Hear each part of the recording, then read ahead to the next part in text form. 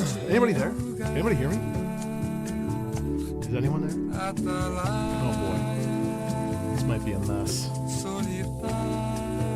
Alright, stand by.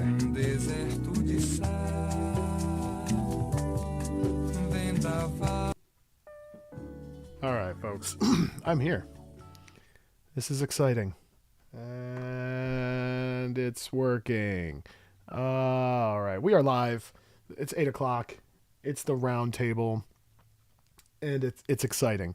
Tonight, we're going to be walking you through match by match, giving you my take, not just on the matches, not just on the match writing, but on the arc itself, the arc that was. If there's anybody else who wants to join in, please feel free. I think Joe was trying to get in. I don't know if Joe can hear me, or if Joe's even there. Is Joe there? I don't know if Joe's there, but that's all good. Yeah, so we're gonna cover DEFCON in all of its majesty, and it was majestic. And I think for me specifically, hold on. Oh wait, I think for me specifically, this is probably one of the better efforts collectively. All right, Gorman's there. Gorman, can you hear me? Oh, maybe he can't. All right, hold on. Hold on. Hold on. Oh, crap. Oh, can you hear me, Gorman? Okay, so I think I'm figuring this out. Bear with me. I do. Joe's there, but we can't see him or hear him. That's fine. That's okay. Is it okay?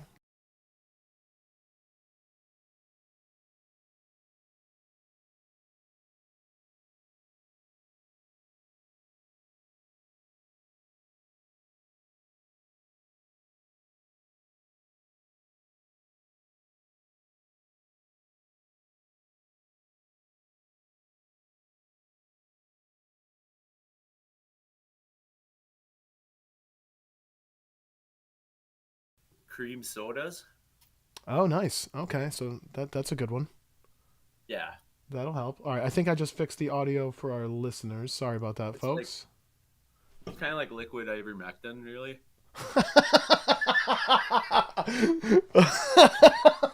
It's gonna soothe your soul and possibly put you in the hospital. Yeah. Oh my god! All right, so Prevent harm. Gorman, this is exciting, man. We're gonna talk about DEF CON tonight, and we have to talk about you. You had your first singles DEF CON appearance with one of your characters, I believe, your first, and a big victory. Yeah. So congratulations on a tremendous main event, which we'll get to. Um, All credit goes to Joe and Straws. okay, that's fine too, I Yeah, suppose. I'll take it. Yeah, all right, that's very magnanimous of you. Bear with me as I'm gonna play with something real quick. I'm gonna move me here, and I'm gonna move you there. Is it just me and you and Joe? At the moment, yeah. And actually, I'm not sure where Joe is, so he's fired. All right, so let's talk about DEF CON. As I was saying, as I was bringing you in, Gorman. Oh, there he is. There's the man of the Oh, hour. There he is, yeah. making I it, don't know. making an entrance. Yeah. This is weird. I'm trying to make this work here. Hold on. No, you're good. I understand. All But right. I felt like this pay per view, these two nights back to back, were two of the best efforts, which is saying a lot. I enjoyed these two shows a great deal. This is one of my favorite pay per views so far. What'd you guys think, Gorman? What'd you think?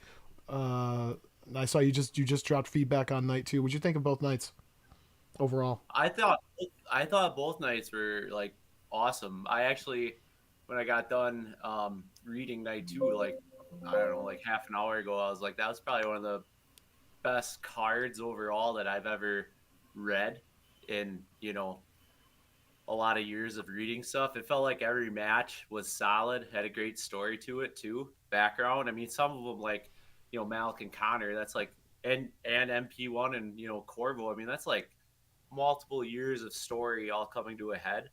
And to have all those stories, even like Elise and LT, all of them come to head like on the same show, it was very epic feeling.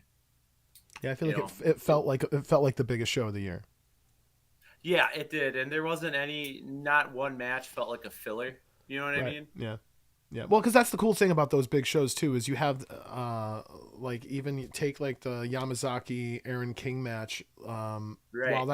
that on this DefCon wouldn't be a main event, it serves a purpose in the show, and I always try to read the shows and try to approach them as if this was really on television. How did they do? And I thought that the shows were put together well. Joe, what'd you think of both nights overall? I think Roland's assessment of the best card ever might actually be true. I don't know.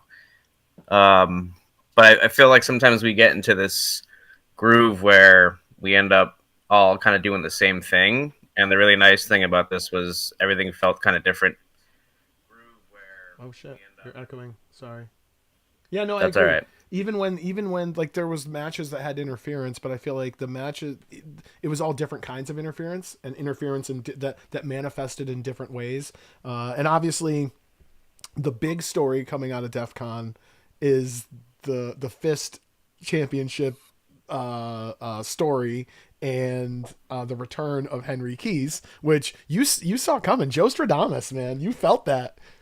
It was I impressive. well, the thing is, I predicted it based on a lot of what you wrote, but apparently you didn't even know. So No. that was the creepy part. Yeah. Yeah. We all felt it. We all felt something. But I do think it's kind of a testament to the fact that to your point, how all the people kind of calling back to Keys is a testament to that character, and yeah, his return is certainly going to be a memorable one, and we can talk about that. But I say we start with night one, the opening match. It's Oscar Burns. It's Kerry Kuriyama. This is one that obviously was building for a long, long time. This is Tim Tillinghast's favorite match, I would say. Easy match of the year contender. You had the obviously the way Oscar treating Carrie through this whole story, and then ending with Carrie getting the victory, which I think going into it, I think anybody reading it kind of felt like unless this is going to go another arc, this is probably Carrie's match to win. But I liked the handshake I did not see coming, and kind of just mending that fence. I loved the match. I loved the arc. I loved whenever these two guys get together. When Seth and Straws can work their magic, it's a blast. What did you guys? What were your thoughts on the match or the arc or both? Gorman, go ahead. I mean, I thought it was like a really excellent choice for the opening match. I thought both nights had excellent choices for opening match. I mean, you couldn't get a hotter opener than this, especially considering the type of characters and wrestlers that we're dealing with. I mean, I kind of look at Burns and like, Carey as like two guys in their prime who are probably, if they were doing PWI 500, would be top five wrestlers in the ring for technician wise. So I thought the story leading into it was great. I thought Kerry came in with something to prove, and I think he proved it. Um, and I think with Kerry winning and that handshake at the end, I mean, both guys are going to come out of this stronger.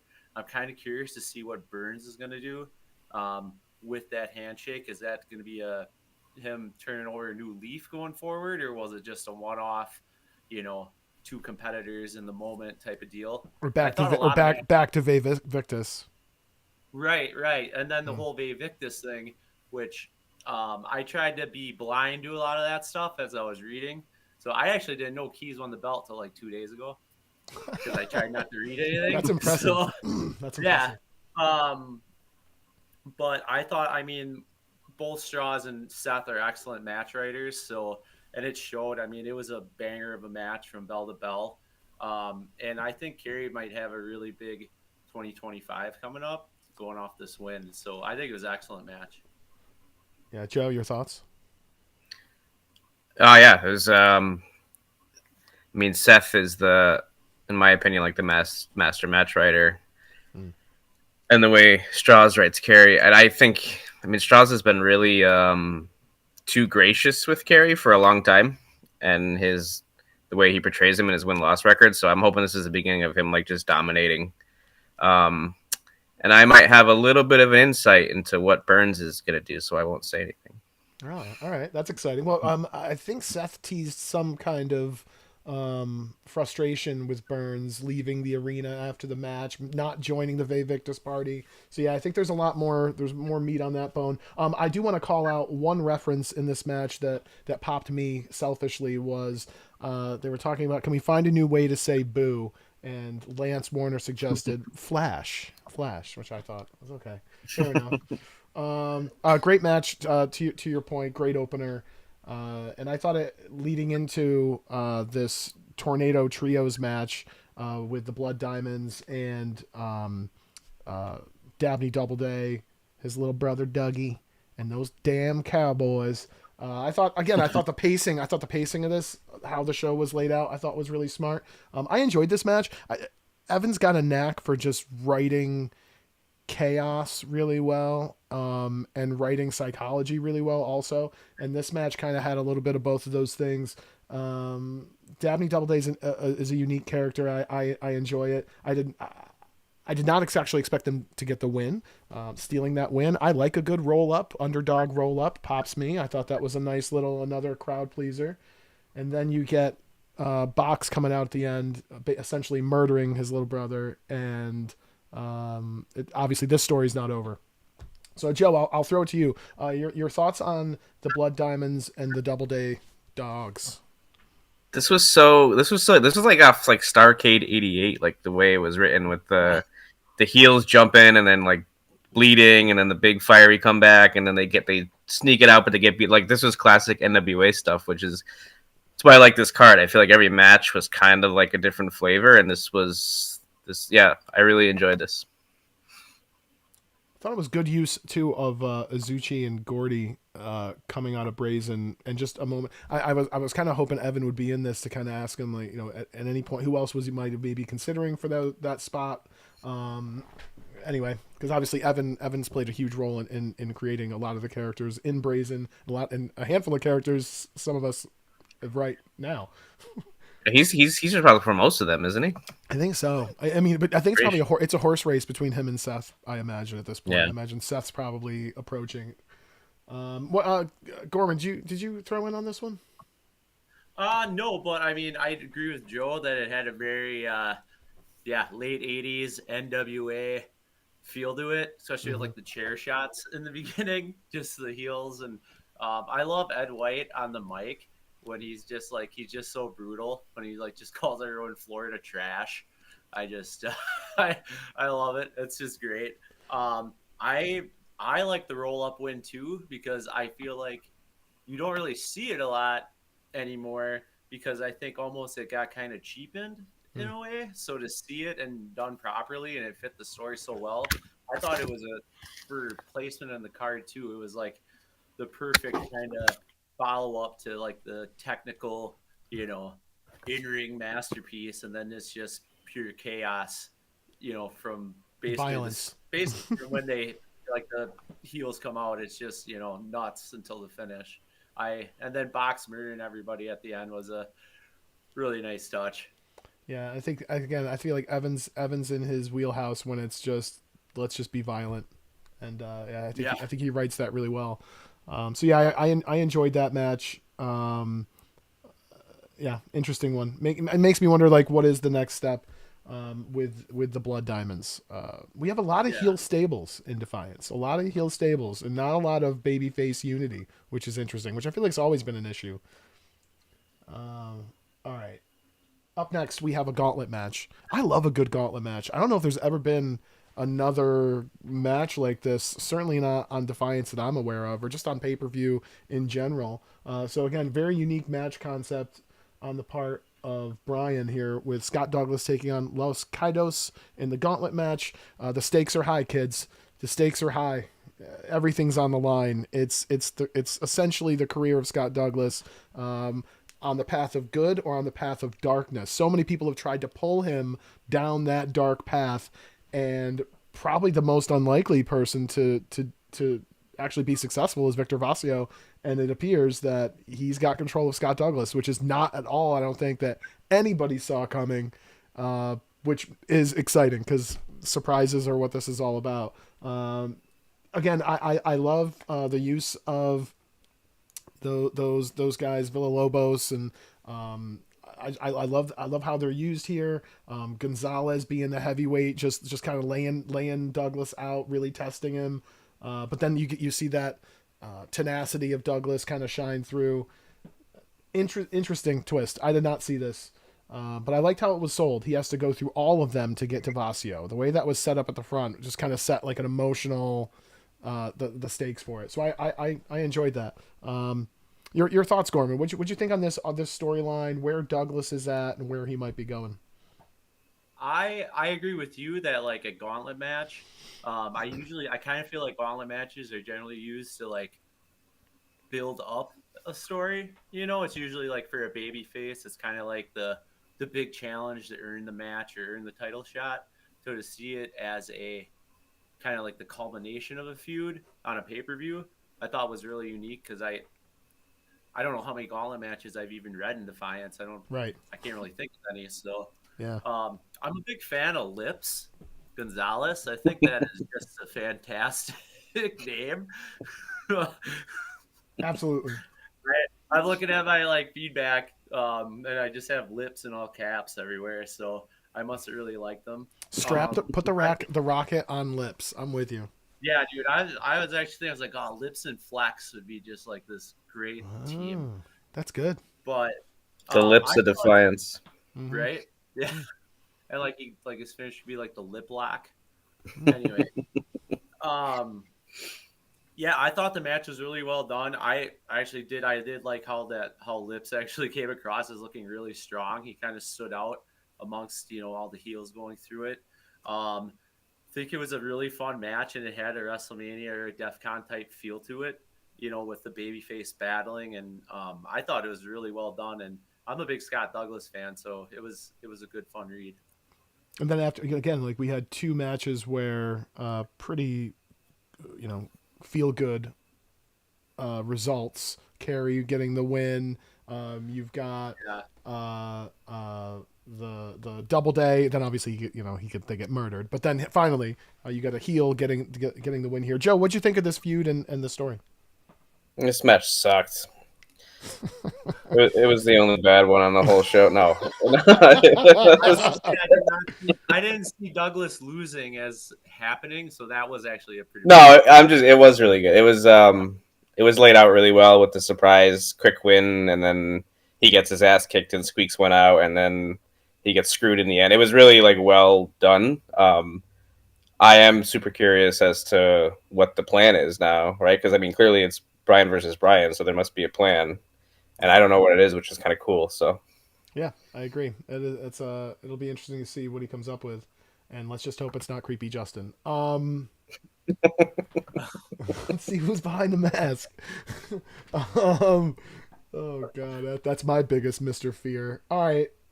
So again, a good match, and again, a different kind of match. So you've had three very different matches here going into a big singles match. Dan Ryan taking on Tyler Fuse. This is a grudge match, has been building for, 6-8 months, probably longer at this point. Dan Ryan was incredibly dominant in the Rumination Chamber. I think he eliminated 3 competitors in the chamber.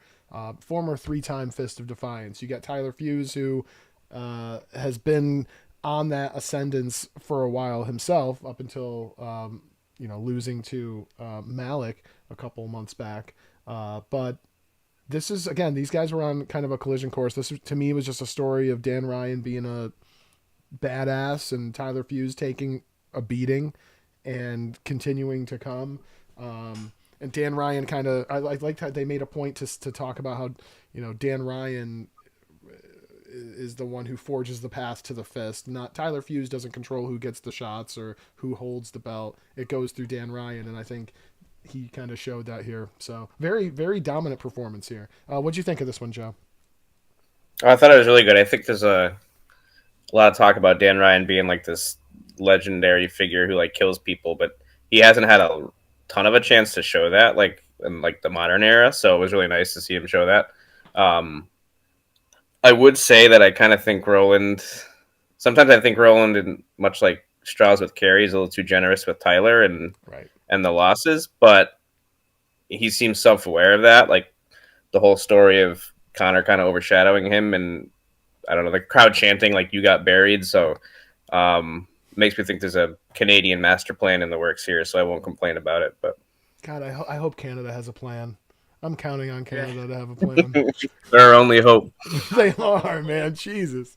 Who knew? Who knew they would stand between, oblivion and where we are today? Brett was it all along. Gorman, what did you think of Fuse and Ryan here? I mean, so like Dan Ryan, I've just only kind of like, over the last maybe like year, I guess, like really gotten to know him. I know the name. I know he's a legend and everything. Like Joe said, in the rumination chamber, he really like was dominant in it, for his parts in the match. And then to see him on like the biggest stage, just I wasn't expecting Tyler to get dismantled the way that he did. I do agree with Joe that sometimes I think Roland is maybe a little carefree with his characters, but it works and it fit. Um, I love the logic that they had that they pointed out of like using Brian Slater as the ref because Dan Big boy. Ryan's such a beast that Mhm. I just thought that was a really nice touch. But yeah, I mean, it was. I don't want to say it was a squash, but it was pretty close. And I mean, I'm curious to see what happens with both characters going forward. I'm going to imagine that Dan Ryan is going to be moving on up to whatever's next for him. I mean, Yeah, clearly he's it does make you wonder because you've got Dan Ryan has the connection to Victus as well. He was in right. Victus when they first kind of formed in Defiance years back. So yeah, I'm curious where that'll go. Right now, he got a pop in that with that win. Will the crowd be cheering for him at the next pay per view? Is really the question. Yeah. It, Part of it, me was wondering maybe if Tyler Hughes comes back like Rocky 3 style after like Clubber Lang destroys Rocky, and then he gets like a really nice match out of Ryan, but I don't know what's gonna happen. So It does make you wonder. I pity the fool who tries to get right, another match out of Dan Ryan after that one. But again, great story. To your point, very interested to see where both characters go from here because I think their issue seems very very done. So where do things branch from here? Man, up next was for me. This is I gotta tell you for night one, I tried to plot out a little bit of a format here. Match of the night, I'm struggling. I'm stuck on match of the night because I this is one of the matches I loved. I love the opener. This match is up there. Main event for me is hugely up there. It's the Familia versus the Lads 4-on-4. War games minus the cage nonsense. And again, Seth just took this and did what he does. And then you add Marcus to the mix potentially if he had any writing in there as well. This was a phenomenal match, just a lot of fun. Again, kind of had a lot of that old school tension. You get to the build up, everybody in, and then it just breaks down again. I thought this was phenomenal. Um, the low blow, I think it was a low blow that kind of allowed the win. Was it or no? No, I misread that. Oh, okay, no, it was a power bomb. Okay, no, it was definitely a power bomb onto some chairs. I apologize. And then obviously you had the Familia expansion. You have more the branching tree of the Familia as Kilgore has been adopted, and it's a boy. And this is another one I did not see coming, and I'm terrified of. It looks like Kilgore and Killjoy kind of teased a moment there of being on the same page, and fuck, man, come on, unbelievable. I'm excited about this one, but I also feel like it can't be over. I feel like the lads can't be done. Can they find another lad or two to even the score and make it 5-on-5 next pay per view? I'm curious. Gorman, what was your thoughts on this insane Sethster piece? yeah. I mean, I can definitely tell. I'm pretty sure Marcus had a big part in it because it's definitely seemed like it was a Seth and Marcus Yeah. creation. And I liked how they laid out the rules right away. kind of like how old school WCW would do to try to explain whatever Dusty Rhodes had thought of the day before for a match. That's true. And so I liked the format. I liked the use of the weapons and how like Titanus and Butch started out with their like signature weapons, with the gold chain and the stick. I liked the pacing of it. It was kind of almost like a rumble where you're wondering who's going to come out next, Right. and and then having the big war games ending. I just thought it was a really well done match, and it had to be a struggle to like put all that together. Um, but as far as and I have this one as like tied with my match of the night with Corvo and MP1. But really, I think oh, and Cortez hiding under the ring. I thought Yeah. that was just yeah, that was great. Yeah. So Clearly, that that was guy, that great. guy, that guy does his stretches to not be hurting after that. Right? Yeah, I like the idea of just like this massive, monster character hiding under the ring. Can't carry, Absolutely. can't walk. Be great if the He whole would have torn both quads the second he stood up. 100%, Right? 100%. Yeah. No, I thought Um, this was great. yeah, the finish with Kilgore, which I know of Kilgore from Joe, and now Savant Shaban or Siafra as you will, joining Titanus Familia. It's actually a really good pairing, Mm. and I'm excited to see where this goes. With Kilgore joining them. I mean, like you said, there is so many heel factions that we have now, and it's kind of hard. I mean, which one is the top one? I mean, is it? I mean, maybe it might be the Familia now with Kilgore. I mean, Hmm. that's a force. Right. So Joe. We'll talk about how Kilgore was brought into the fold in a second. Your thoughts on the match, on the feud leading up to it? Oh, I think it's classic Seth. Um, yeah, I tend to see when I see these like multiple, if you I don't know anything beyond like 3 on 3, I tend to be like, oh shit, what the hell? Like I don't know, they just.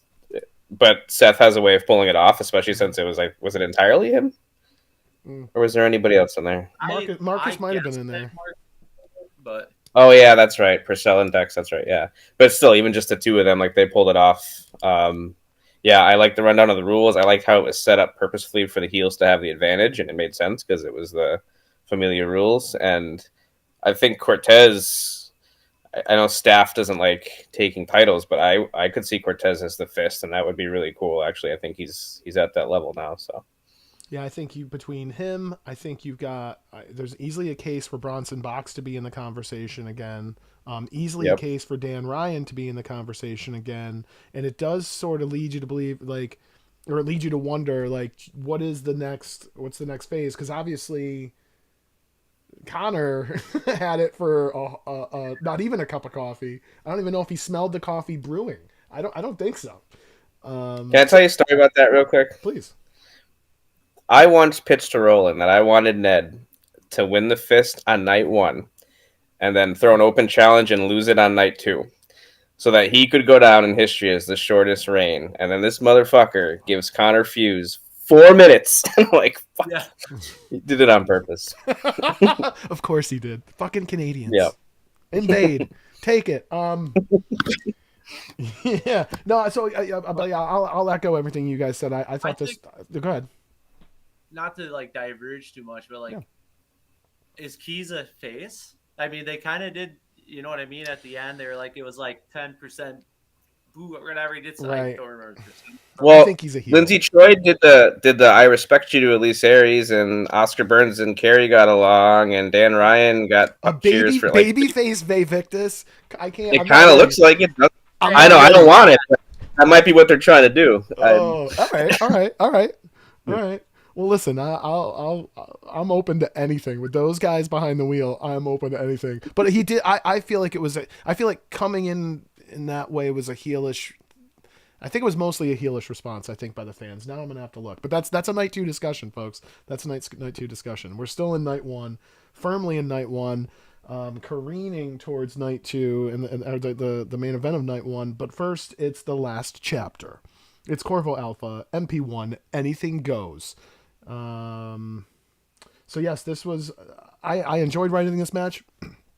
Oh wait, no, Joe, I want to go back. Kilgore, talk to me about Kilgore coming into the Familia. How long has that been in the works? Without unless you're spoiling anything, don't spoil anything. But like, how'd that come together? I won't. Yeah, I won't spoil anything. It's literally was like a last second discovery that Seth and we were joking about Kilgore and Killjoy in a private chat, and then we just ideas started firing off that tied into this into that. And we're like, what the fuck? Why don't we just do it? And so I won't ruin the explanation promo for the first Def TV, but you can think of Kilgore maybe as like the family attack dog or something. That's the way I'm looking at it. So, just make it an in ring. Just make it an in ring is all I ask. Oh, it's going to be. Yeah, okay, it's going to last for a while. All right, all right, awesome. All right. What about Siobhan? Is she gonna? I feel like seeing her turning into like a almost Madam Melton type for him. Well, she's gonna have a connection to a Familia member. You'll see. So, okay. But we have gotten so much mileage out of that character, Gorman. I know we have actually. That's a great point. I think you pointed that out in the chat. Like we made her like so she could be a bartender like 5 years ago, and then she's dated 3 people, and it's like fucking wild. Like that's a great point. Yeah, that is interesting, right? Just kind of a throwaway idea blossomed into this whole other thing. That's this hobby in a nutshell. And speaking of blossoming into a whole other thing, it's the last chapter. It's Corvo, MP1. I enjoyed writing this match. I feel like it's one of the better ones. I was very focused during it. I was very motivated. Corvo almost has the match won. When the lights go out, folks, that's never a good sign for the good guy. And suddenly they're not alone. There is another masked man in the ring. It's Masked Violator number 2 and Lord Nigel. And the implication is that Corvo is not who he thought he was or has been told he was, and that all along there's been subterfuge. And Lord Nigel has done it the fuck again. And so can I ask you a question and turn the tables? Yeah. Well, actually, first, before I say that, if we had been thinking, we could have had that match go first, and then we could have said Uriel Cortez snuck under the ring when the lights went out. That's what, okay, touche. Yeah, but that's He was in there since like Friday. But right.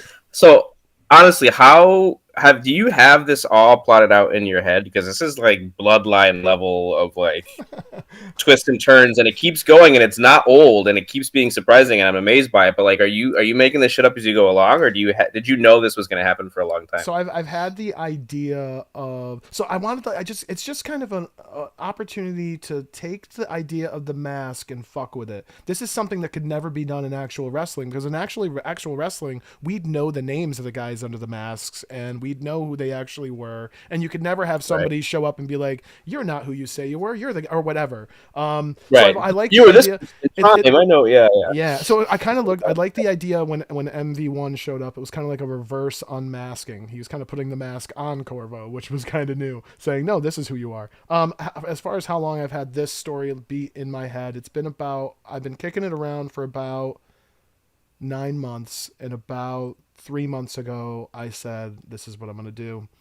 So here we are, and this is I'm excited. I'm excited about this one because the idea, again, as I've said a million times, is to surprise people, and the twists and turns is what it's all about. I hope I can make it all make sense. I hope I can land the plane. That is always and if I can't, I'm just going to start injecting everyone with serum, and who cares?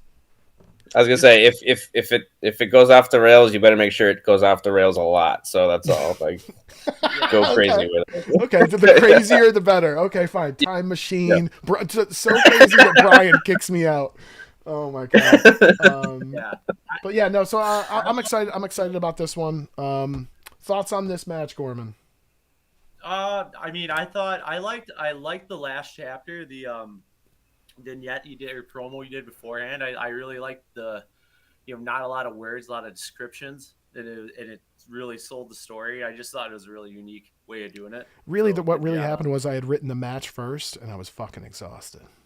And I'm like, one of my biggest regrets is I don't think I did a great job of setting up the fact that MP1 had sent Nigel away in the middle of this arc. The whole time Nigel was saying he was going to reveal the truth. I can't put you two back together, but I can fix it. You just got to believe in me. I got to tell you the truth. I got to come clean. So I didn't do a good job setting that up in the beginning, because I think that everything would have landed a little bit. It would have made more sense. But yeah, I appreciate that. I can't take a compliment. I'm fucking incapable. Like when Lord Nigel, I do remember that, or that Lord Nigel said that, and it reminded me of like when Paul Bearer, showed up and started yelling at the Undertaker about his brother and stuff. Although, it was one of the greatest, one of my favorite stories ever, and I think you nailed it. And the match itself was, you nailed that. It was brutal, violent. I loved how you went out into the concession stand and like. You did that really well. Like I always call it making the loop, because you generally have to end up back in the ring, which can be, especially when they're like on the steps and they're like, okay, they're walking each other down the steps, holding hands. Right? No, this way. Right? No, this way. Right. So you did really good at that, and I thought this was going to be the end of the story, so I was completely thrown off by the twist, because I had actually forgot about Lord Nigel saying that, but then I remembered when I read it, and I was like, oh yeah. And I don't know, I'm ready for whatever's next. I think you nailed this. Cool. I'm excited. I will last thing I'll say is Linz and I were talking about something yesterday in message, and we were talking about how wrestling is basically soap operas or whatever, just shitty soap opera shit. Yeah. And I'm like, I was kind of putting down shitty soap opera shit, and then I'm like, well, I'm kind of doing shitty Days of Our Lives right now, and I realized that I think I was inspired by a Days of Our Lives storyline when I put this shit together. But anyhow, Joe, thoughts? Anything else on this match before we move on to the big main event?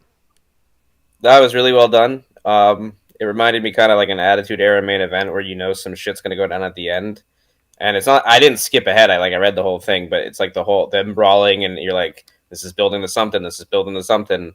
And I think I was duped into thinking it was going to be like a conclusive ending. And then I'm just in awe of the fact that it's still going and it's not boring. You've got me hooked. So kudos to you. We'll see how much longer we can.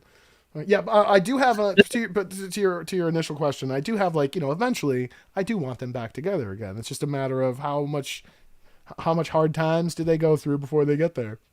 Right. And so yeah. Right, and if it's a happy ending, it's going to be a moment for sure. Right, that's the idea, right? Yeah. Yeah. That's what it's about. All right, gentlemen, it's the main event. It's the Soher. It's the triple threat. It's T.A. Black. It's Dr. Ned Reform challenging Brock Newblood, Hollywood's biggest star. In Brock Newblood's very first DEFCON main event as a singles performer. This to me was just a story of that plucky babyface overcoming the odds, and then on the other side of it, you've got this: will they or won't they? Are they on the same page? Will he or won't he turn back into resin? I thought that there was a lot of little subtle teases. You had Pat Cassidy on commentary, which I thought was great because Pat was able to sort of punch up the script and kind of hammer home and make some other little subtle, very quick connections, which I thought was great. I thought this was a phenomenal match. Joe had kind of warned the world before he finished it, or maybe as he posted it, saying, I hope you like long matches, because this is going to be long. And what's interesting is this didn't feel long to me. I recognize now that it was a long match, but as I was reading it, it didn't feel long to me, so I think that's kudos to the two of you. I've really enjoyed this storyline. I'm fascinated by the T.A. Black character. I'm fascinated by his relationship with Ned. I'm very curious where this will go. I liked kind of the teases, the shove at the end, where things will go from here. Obviously, you guys are going to drag it out, and it's going to be wonderful, and that's what it's about. But the last thing I'll say before I turn it over to you guys to talk about the feud, working together, and this match, putting this together. I loved, and I don't know if anyone's talked about this in feedback yet. I don't know if they have. But there was the moment post-match where Pat Cassidy had the Soher in his hands, and how he kind of— I didn't think anybody saw that. He had the twinkle. He had a twinkle in his eye as it was described, which I love how that was described. And eventually he handed it to his buddy because, hey, we're good. And I loved that because it was very subtle. It was very quick. But it was there. And but I also go back to, I know I've had you guys on. You guys have been on the show before, and on a past episode, you've talked about how one of the ideas you had is that they're never going to feud. They're friends, right? Friends don't feud, right? So you've tickled my ass with a feather, and you have my attention. I'll throw it over to Gorman first on this match. How wonderful is it to work with Straws and Joe, and probably I'm guessing they wrote most of the match, which is great because there's two of them and one of you, and your guy won the belt, kept the belt. Like, yeah, it's a good no, day. I mean, it was the whole feud. I mean, it was fun, and I mean, let's be real. I've worked with Joe for like 5 years straight now, so I mean, I enjoy writing with him, and we definitely, I feel like we come up with some pretty unique things. And then adding Straws to the mix, who I never really worked with or wrote with or, ever. And like, no I kidding. thought he was Oh, just wow. like, yeah, no, like I said, I've worked with Joe for the last 5 years, so I don't get out much. But no, The ball and chain. yeah, no, You had one arc without me, just one, maybe two. Yeah. No, two. I think two actually, but I think adding Straws in the mix and adding that TA Black and Ed Reform was such an awesome layer. Just because Strasma and Resin or TA Black is such a great character, and I feel like he just slid right into that, like the feud with Ned, and just really amplified everything. And then I loved how there were so many layers going on, like the subtle thing that you mentioned. And Pat Cassidy, his return. You have that on commentary on top of what's going on with Reform and TA Black. And I kind of felt like Brock was just like in the middle of this chaos with all these, everything going on and all these storylines. And I really liked that aspect of it. Right, kind of like the eye of the hurricane. Right, yeah. Just like crazy shit going on all around him. And he's just trying to, survive, retain his title. Yeah. No, I thought that was great. I will say that, yeah, Joel, I think you came up with the idea for Cassidy doing commentary kind of like towards the end, or maybe we already kind of had the match like 2/3 done, and he's like, oh, let's have Pat. Because I was trying to think of what we should do with them, and I had some other ideas, and he was like, let's put him on commentary. And I think that really, like, Cassidy was kind of like the JR of the main event. Like, he was getting hyped up and, really adding to the drama. I was trying to think of a reason because we've established he's a hothead. So I was like, why wouldn't he just jump in there? So I was like, maybe we can establish that he's promised Brock he wouldn't, and he can be far away because our announcers are far away, which is kind of nice. So, but I think you built the tension with him, throwing the headset off, pacing, like, because once the headset went off, I'm like, here we go. No, so I thought that was good. Joe, your thoughts on how this feud came together? Carrying Gorman, one more arc. And no, I'm really proud of this arc because I think it's tough to. We kind of had 3 stories going that were intertwined because they got the Cassidy Ned and the Ned Brock and then the TA Black Ned, and I feel like it didn't feel cluttered or convoluted, and I think it flowed pretty well. So. And I don't ever remember seeing a triple threat match before either. And that's kind of the thing. I was like, so I thought we had some good mileage with, oh shit, my computer's going to die. With trying to figure out if it was going to really be like a handicap match or a triple threat match. And I really also liked getting to have Brock win the belt in the main event. At his hometown, because belts never change hand on FTV. Yeah. So I was like, that'd be cool. So right, that's another great point. Kind of along the way, you were able to kind of build some memorable moments as well. Yeah, I feel like this arc, the last couple arcs, it's felt like Brock's ascension, and certainly this a victory in the main event on a pay-per-view, on the biggest pay-per-view, cements Brock in that rarefied air as well. So. Can we just talk about Straws? How Straws is killing it with TA Black too? Like, yes, it's still Resin. He didn't like change him. It's just he's He's so smart with what he does. Oh my God. Yeah. I'm still stuck Yeah. on the Department of Pedagogical Efficiency Yeah. dope. I'm Right? still stuck Yeah. on that, Yeah. which I think was still this arc. And if it wasn't, I'm including it in this arc. Yeah, That because was he came out in the dope mobile for the right, entrance. right. Yeah. Just fucking right. Fucking incredible. Yeah. No, I agree with you. And, It's- and to your point, he's still resin, but he's also not. And it is interesting because you guys have done this thing where it's like, isn't this better for him? Shouldn't we be happy for him? Hello? Yeah, it's kind of fascinating. It's kind of fascinating. Yeah. So, bravo. No, Joe had a call. Oh, that's fine. No, I kind of like about it. It's like, do you want him to go back to resin now? You know, like Right. I feel like T.A. Black has. I want to know what's going to happen. I feel like there's a lot of mileage left in that character. And the other aspect of the match that I really liked, that I don't know if it was kind of pointed out, but it was like how long resin had been chasing the Soher, you know, Correct. and finally here, you know, as T.A. Black, but is he, you know, is he going to stay loyal to Ned, or is he going to break down and actually go for it? So that was something too. I thought that was just, there was a lot of layers that I really liked.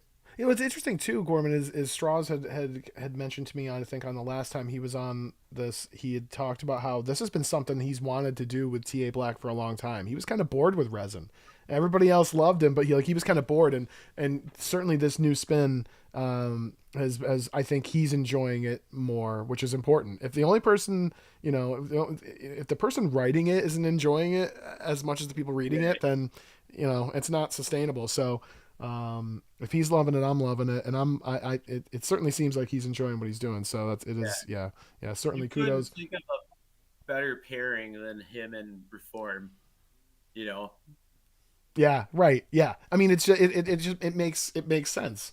And yeah, so again, I'm excited to see where the Honor Society goes from here. Very intrigued to see what the next step for Brock Newblood would be coming out of this match, who his next opponent would be, what his next feature film would be, which, Gorman, this might be a prime opportunity to talk about and reveal and make a huge announcement that we've been sitting on for weeks. Are you ready? Yeah, I mean, I think I'm ready. I am. I think, all right. Told me this- I'm ready. I think I'm prepared. So, as everybody knows, on May 24th, it's the next episode of Defiance Radio. Defiance Radio returns live from Hollywood. And why are they in Hollywood? It's a great question. Well, the only thing that could bring them to Hollywood is a red carpet event, and it is a movie premiere, and it is the premiere of Brock Newblood's first feature film that's not a remake. Is that accurate? Yeah, Yeah, this is a big deal. This is a lot on the line. yeah. This is risky. So very excited to announce that Def Radio will be there live for Brock Newblood's the premiere of his film, which is called Brock Newblood: Born Over the GVP Story.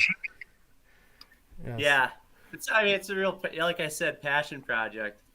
Yeah, I get it. It's there's a lot to be Like passionate the about. Irishman. So it was Born Over the GVP Story, the unauthorized biography on wrestling's baddest ass. So that will take place on May 24th. Def Radio will be live on the red carpet. Certainly more wrestlers. All the wrestlers in Defiance are invited. I would dare say that, especially with recent news, Prime wrestlers are invited to go down that red carpet. Everyone's invited to go down that red carpet, and we're very I feel excited. like GVP has touched so many lives, you know, in the industry that a lot of people will be there. Yeah. I think a lot of people are going to come out of the woodwork. People you might not expect. I would agree with you. I think this is going to be a star-studded event. The stars will be out on Def Radio. Takes Hollywood, May 24th, Saturday night. Do not miss it. Brian's very excited. He says the only thing he said the only thing the poster is missing is a pile of bodies. Brian says. Right. Yeah. Well, I actually was kind of on the fence. I was like, oh, I don't know, maybe. And then I was like, it was the first try with the AI, my first thing, and it made that poster. Really? I was Wow. like, yeah, it's meant to be. Yeah, dude, you can delete the app. You've done it. Yeah. Yeah. So it should be fun. Yeah, we're very excited about that, and God, I hope somebody else is too. Shit. So here's what I do want to say. Joe is back. Welcome back, Joe. I want to take a literally a 20-second break. I need to get myself another drink. It's the DEFCON 2025 roundtable. Don't go anywhere, gentlemen. If you want to stretch your legs, use the bathroom. We're gonna take a quick break. Don't go away. Then when we come back, we're tackling night 2. So don't go anywhere. Very exciting.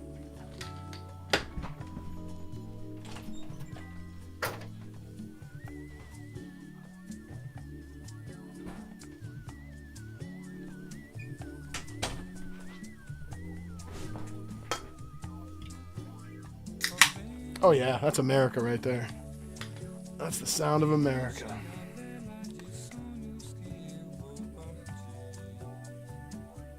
All right.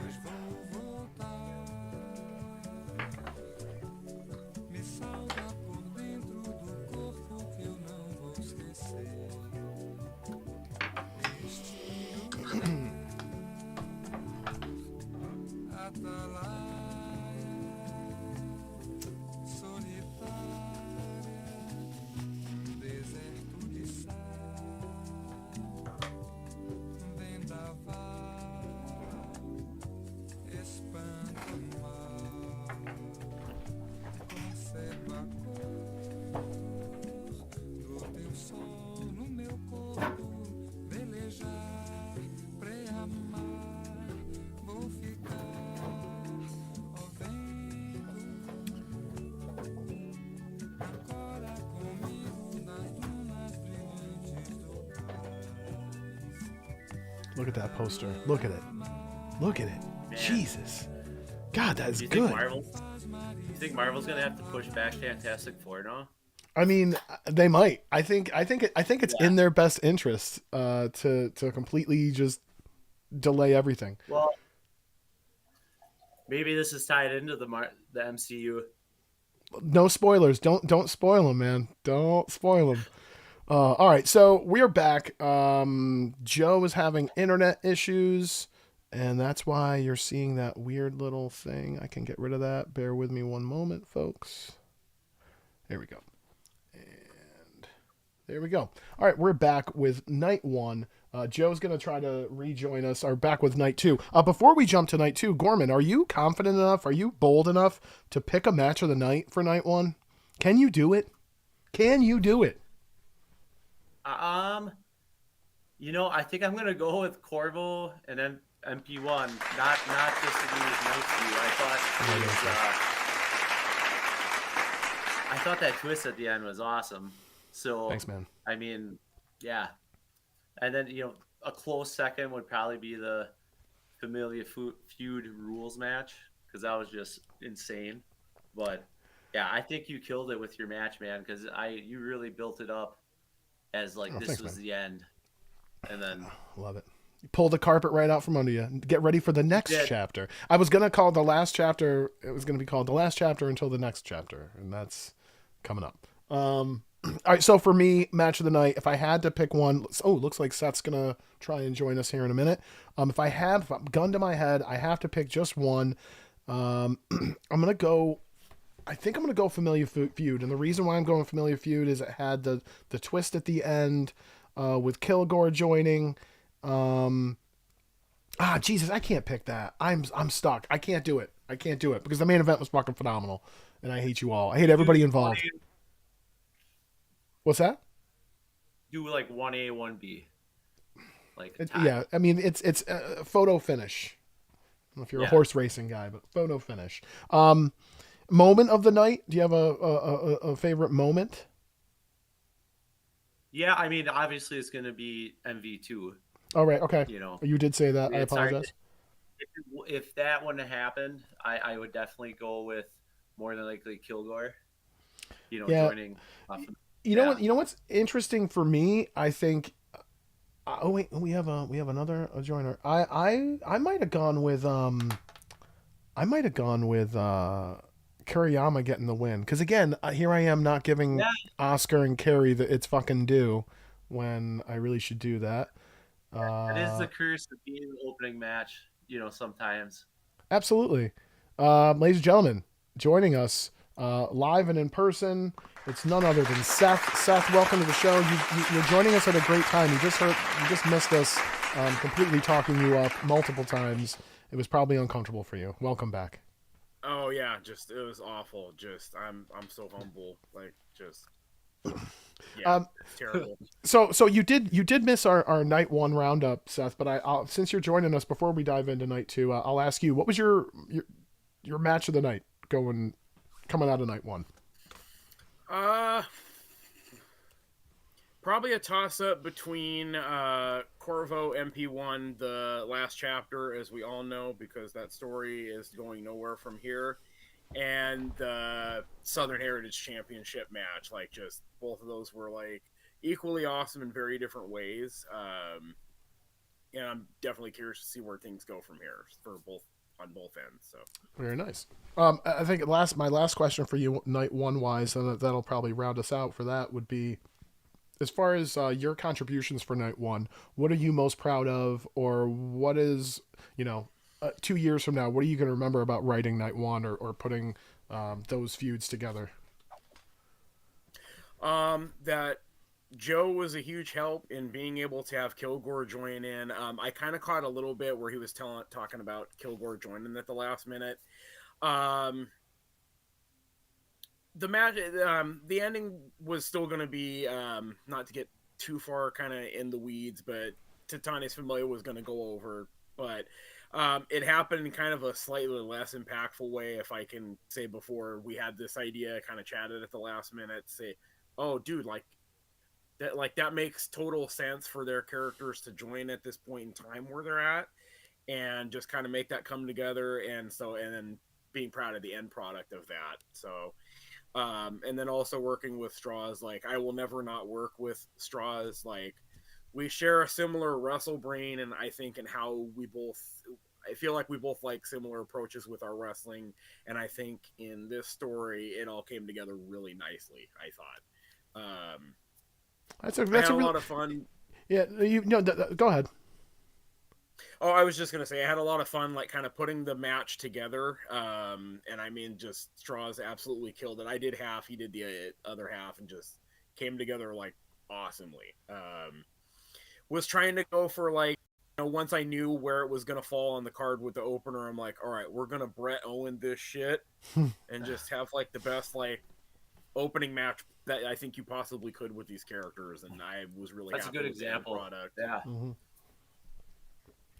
It was interesting. You said you and Straws kind of share a similar wrestle brain, and I'd say the one thing now that I'm actually thinking about it, it's evident from the way both of you guys write your matches that you both love wrestling, and you're passionate about it, and you both know what you like, and yeah, so that's an interesting take. All right, awesome, Seth. Thanks for that. We're gonna dive into night two of DEFCON 2025. Seth, maybe you can tell us a little something about this match. It's the Favorite Saints ladder match. Another hot opener. You got 8 competitors. You have the champion, Mil Vueltas. You have former champs in High Flyer, Dan Leo James, JJ Dixon, the D.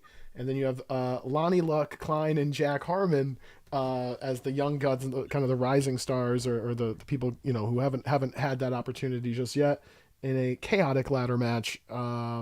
This was nuts. I thought this was a great opener. Joe kind of nailed it in his live feedback that he was posting earlier tonight of just how frenetic it was, and one big spot after the other, everybody getting their shit in. Just that welcome to the show, get in your goddamn seat kind of match. All eyes on the ring, and set the tone, I think, for night two. Night two, just a phenomenal card, and this was a great one. Some really great moments in this match too. That were great. Just a lot of high risk craziness. High Flyer, I think, had some. I think everybody had some shine. Great match. Lonnie Luck getting the win in the Favorite Saints Championship, which, again, shocking win for me. I didn't see that coming. But it makes sense, and it's going to be a lot of fun. Lonnie Luck is the human ragdoll, and it's going to be interesting to see him try to get 4 wins with this belt, and how his body will hold up through that. I'll start with Gorman first on this match, and then we'll talk to Seth, who I'm sure had a lot to do with how this came together. Gorman, your thoughts on this match here? I haven't read your I feedback mean, yet, so I didn't know what you said. oh yeah, I mean, like you pointed out, in Joe. I mean, I think this is like the perfect match for like a night two opener. Um, to get the crowd re-energized and ready to go. It reminded me a lot of that ladder match. I don't remember what WrestleMania it was, but it was the one that Zack Ryder won. It was for the IC belt, I think. I think it was the one where Daniel Bryan and Yeah. it finished his story or whatever. And I thought that was an opening match then, and that was an awesome pick. So it reminded me a lot of that match. The things I had in my feedback was I liked how Lonnie Luck's first move was to bite Mill. And Yeah, that was awesome. and I did, I just wrote it as I was going, and at the end where he bit his leg to secure the win, I was like, wow, that's coming full circle Callback. there. Mm. Yeah. Mm-hmm.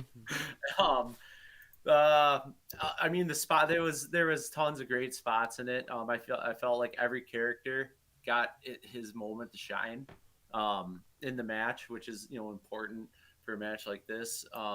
Commentary was used great to sell the backstory and the intertwining, feuds and different callbacks to previous, rivalries all throughout it, which was great. And then Harmon and Melton's exchange on the ladder, just two old dogs up there.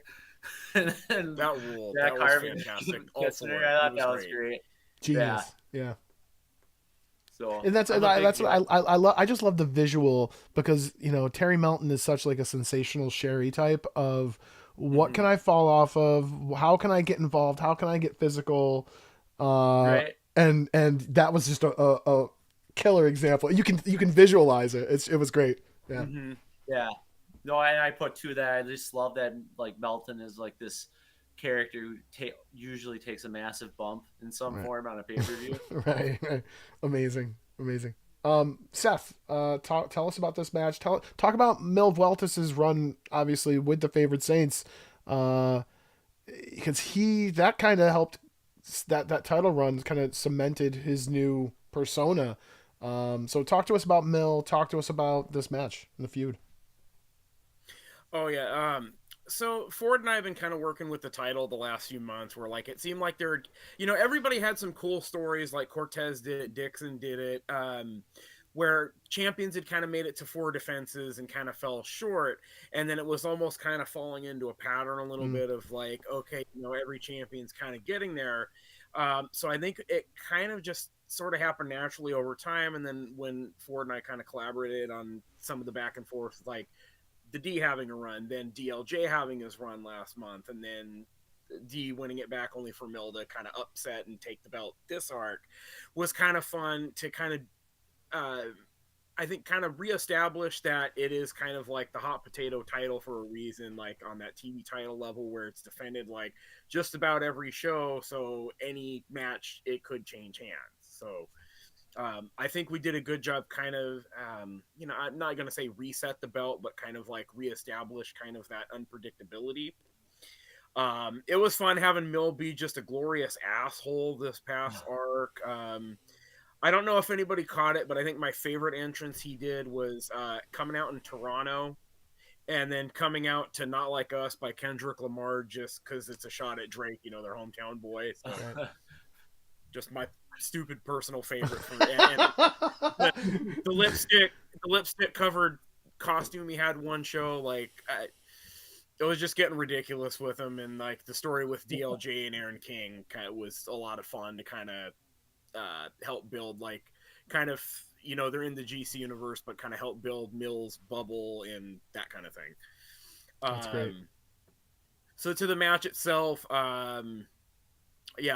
Marcus did amount of this, Ford did some of this too, so I think it all came together really nicely. I think like you said, I think the three of us did a great job of kind of like putting over like everybody's stories. Lonnie and Dixon had their feud, Harmon and High Flyer, his son, had their feud, so, and some great moments in there with Harmon and High Flyer too. Yeah And then, Mil and DLJ against the D and Klein, trading the title back and forth. And then and yeah, just being able to kind of blend it together. I was laughing at Marcus was the one who actually changed the beginning portion because I had it where Mill would talk shit and just everybody would punch him, and I think Marcus changed that one to him biting his arm or something like Yeah. that. Right. So that cracked me up. That popped me big. So Amazing. that was great. Yeah. And then yeah, the ending with like I said, Melton trying to go up the ladder for herself to get the belt for Dixon, and then Harmon giving her the kiss and throwing her off. But again, like from a Amazing. pay-per-view standpoint and like an opening standpoint, to have this Mhm. like high octane match, and then you have a title change with somebody who I think surprised. I think that title change surprised a lot of people in a good I way. think it, Yeah, yeah. So I think if I'm a fan in the crowd, and again, that's how I try to sometimes often through the lens I'll look at this. How was the show? I think it was really cool. So I thought that was a great way to open it, and that's what the cool thing about Defiance is. I feel like a lot of us, I think all of us, try to approach it in a way where like I want to write the best show, not the best for the story I want to tell with my character. I'm going to present it in a way that's the most interesting for a wrestling fan, and yeah, that's something I think that we do really, really well. Is yes, we're not just writing stories, we're not just writing matches, we're writing wrestling feuds, and we're writing it in a way where it's presented as that product, and we fucking do a great job. Like we we do. do. We Yeah. do. Everybody should be proud of everything that they did on these 2 nights. I think just like I think you guys might have touched on it, probably covering night one, but I do think like these 2 shows might have been probably 2 of the strongest I think back to back we've done in a long time. I think Yeah. so. Well, and I think it's funny Yeah. because as Joe was originally doing his live feedback on night one, he had made a comment. He's like, for Corvo MP1, he's like, that's the swerve of the year, boys. And meanwhile, Brush, Roland, and Ross in the background are like, hold my beer.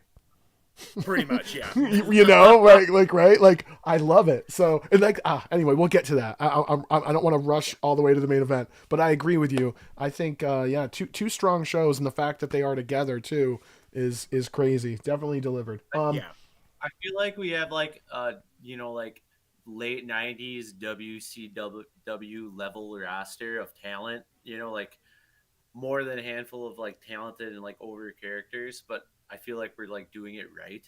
You know what I mean? Like Yeah, it's yes. so well balanced. balance. It's Yeah, yeah, yeah, yeah, for sure.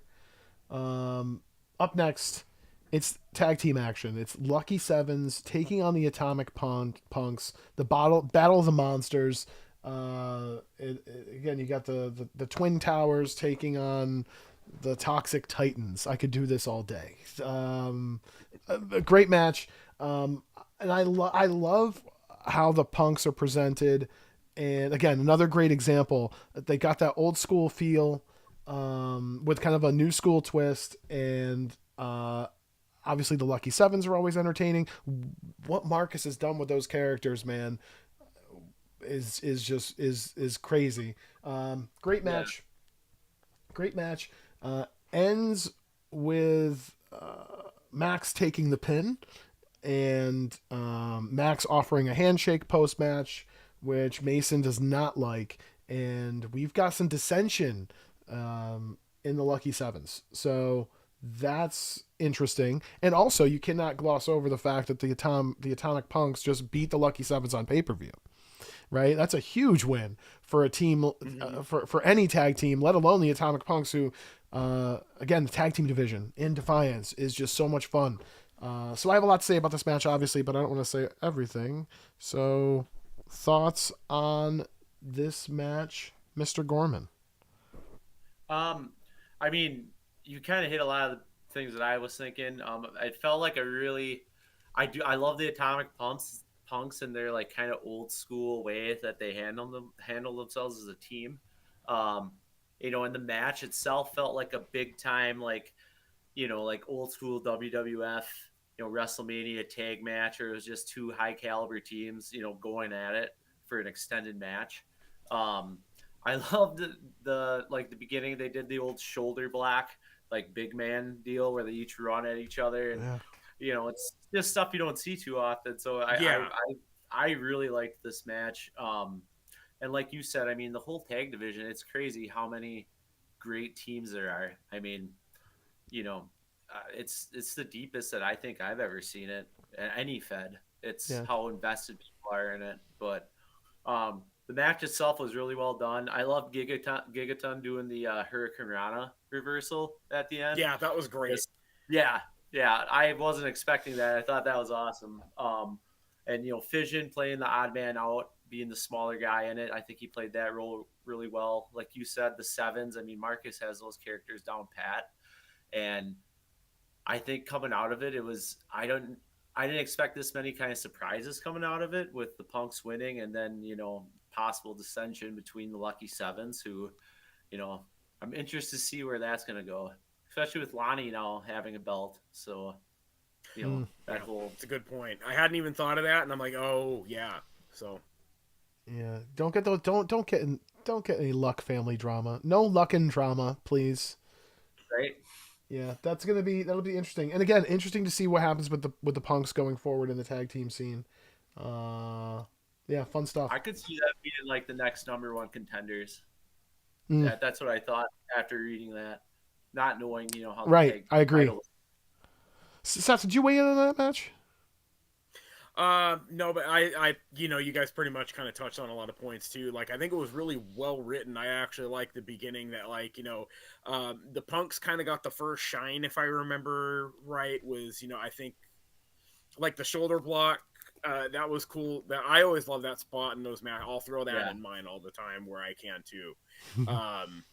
But yeah, that I believe I think Gigaton actually won the first one, so it was like, oh, that was a nice way to like establish, hey, they ain't nothing to fuck with, Right. So that was nice. Love the ending because actually, I don't believe I was privy to how that match was going to end, so that caught me by surprise too. And I'm like, oh, okay, yeah. And then as you mentioned, I like that it connected from, Lonnie's match and his big win, his first championship, and then while he's having a success, there might be something going on with Max and Mason, and I'm like, oh, okay, I dig that a lot. There's a lot of ways that can play out, so yeah, curious to know how that's going to go going forward too. So Yeah, it's gonna be good. I mean, and that's kind of to your point, and speaks to, I think, the depth of the characters in Defiance, where there's all these connections that can be called back on or yes, pulled into the story. Up next, we've got Henry Yamazaki. It's the former Mushigahara taking on. He's the Lucha Libre. Thank you. It's Aaron King in a late ad match. And this is basically just, again, a showcase, in my opinion, kind of a showcase for Aaron King to kind of run around and be flamboyant, and Henry Yamazaki to slap him down and bring him back to reality. Big win, big spinning lariat by the big man, and Defiance's nicest Henry gets a win on pay-per-view. So that's nice. Seth, your thoughts on this match, and obviously how it came together with Aaron King and you guys making this magic happen late. So yeah, this one was pretty easy. Rob had an idea where he wanted to kind of present Henry Yamazaki with a big win for, I'm presuming for his next story that we'll get to soon. And so it was like, oh, hey, I got one for you. So I wanted to give, like, Aaron King kind of became a pivotal part of El Escuadron. So I thought it would be a cool idea. Like, hey, let me give him some shine and exposure. Like, have him be like, Rob pretty much wrote the match and probably wrote it perfectly. I think Aaron King got the right amount of offense without it being like too unbelievable, enough to give him some shine, but enough that Yamazaki's the former Mushi stays dominant and kicks his ass as he should. So and it was perfect for its place on the card too. It was like, it wasn't not too long, not too short, just perfect amount for that part of the card. Didn't overstay its welcome. Right. Like, I think he killed it. So yeah, we pretty much came up with those parameters. He killed it, knocked it out of the park. So yeah, great shit. Yeah. And again, kind of, it's just it's that every pay-per-view, not every pay-per-view, but a lot of those classic WrestleMania quick matches where it's just, hey, like this is the what do they call it? Get up and breathe match or whatever it is, but it's also a legend. So don't go anywhere, right? So it's interesting. So yeah, I like that. Yeah, great match. Interesting to see. Obviously, to Seth kind of alluded to it, where things are going, and it becomes pretty clear. Yeah. As up next, you've got Bronson Box. Oh, I'm sorry, Gorman. Did you want to weigh on that one? I don't think I asked you about that. No, I It's so thought hard it to keep was track of that. no, it was. I think it was like perfectly placed too. It was a nice quick match, but it got its point across. Especially considering what happens next. Um, I love Aaron King on the mic. I think he's a great greaseball. So, and he did get, like he got to shine it with his mic work too, not just like in the ring. And I think that's almost as important for a character Mhm. like that. And I love the nickname, the Burning Heart. I think That's great. Yeah. Joe posted it too. It's like the song from Rocky, and That's I was great. like, oh Yes. yeah. So It's yeah, no, I think right in your wheelhouse. Right in your wheelhouse. right, yeah. So for like the repackaged, Mushi, it was a great showcase for him. Yeah. It's been fun to do like the new like Lucha Libre and what the Litador, I think, or whatever the hell I call Yeah. it. But that's been fun. I was trying to like Timu, Dominic Mysterio. Oh, that's hysterical. All right, now I'm not gonna be able to get that out of my head. I could see that. Oh my god. Up next is this is a brutal one. It's Bronson Box versus Gage Blackwood. This felt like the Dan Ryan Tyler Fuse match of this show. Just from just the sheer brutality of it. You've got Angus out there, okay, which adds a wrinkle to things. Again, this felt like a DEFCON match to me. Just the way it was built up, the way it was presented. I like the Gage getting that moment to fight back and getting that spot with the three suplexes. Yeah, I enjoyed this match, and it was, again, this was another one. The result to me was, this was what I expected. I expected Bronson Box to have that DEFCON moment of just bloody and just decisive. I did expect that. I didn't expect it to be as bloody and or as decisive, I guess, in this case. Right. And I think Blackwood was stretchered out afterwards, which doesn't bode well. Yeah, but then you have obviously post match where Yamazaki is very emotional and he wants a piece. It looks like so. Thoughts on this match, Gorman? Thoughts on Box and Blackwood, part 3 or whatever it might be. I thought, and I wrote in my feedback I was like, I feel like this match is like what Lesnar Goldberg at like WrestleMania 20 should have been.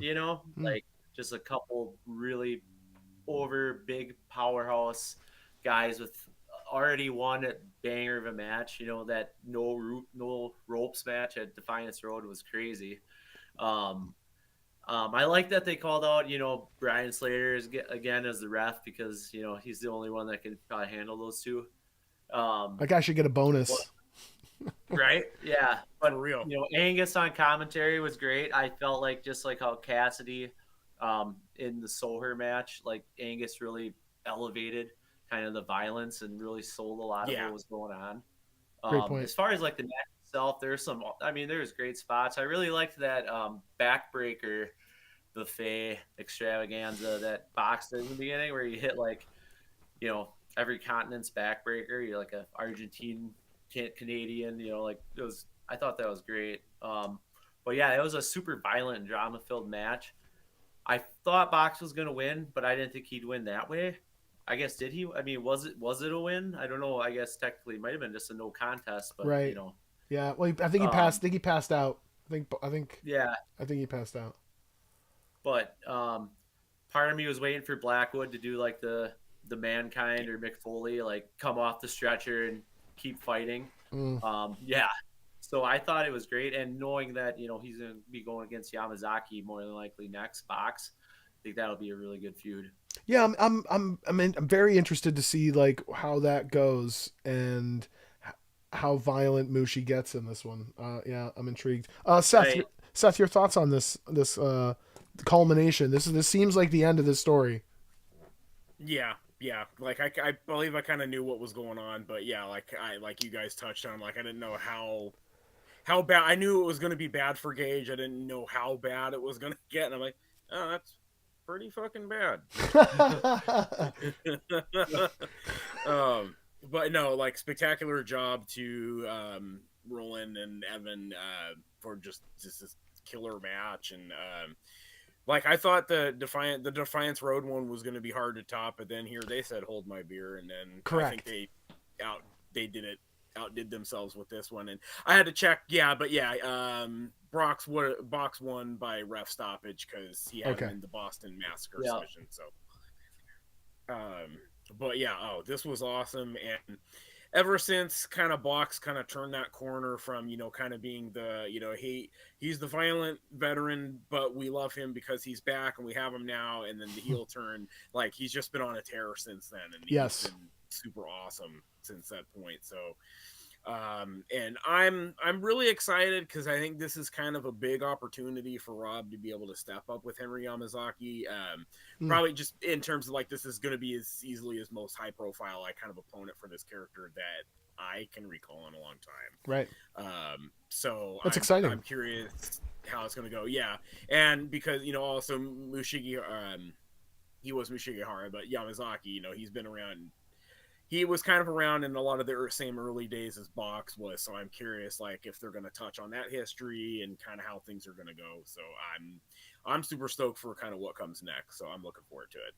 Yeah, I agree. Yeah, and I think again, it speaks to the history of and the depth of the characters to even have that to draw back on something that might be 8-10 years ago. Right. Up next, huge marquee match. It's Lindsay Troy and Elise Aries. This match was what I expected, and then some, if that makes sense.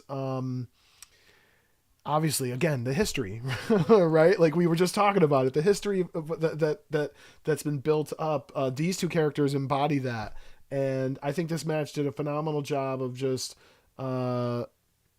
Talking about the stakes, making it feel as important as it is, and as it was. The finish was interesting for me because as I read the finish, I felt like I felt cheated. I felt like this should have been a crowning Elise Aries moment, and then I realized very quickly that no, that's what this feud is. This feud is this. We're right here, and. You can't catch me if you can kind of thing between Lindsay and Elise, and I think the little show of grudging respect at the end with Lindsay to Elise was interesting, and I think made sense for the characters, what I know of them, and for the context of the match. I thought that was really great. I loved this match. This is another one of those where it's like. I'm looking at it now, like, because I have not thought about match of the night yet for night 1 or night 2, I should say.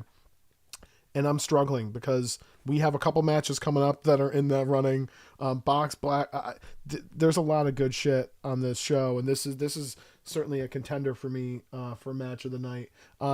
Seth, I'm curious your thoughts on the history. The journey to this match, obviously Lindsay Troy's shocking return at the last Def TV to kind of set this up, and Elise's moment here.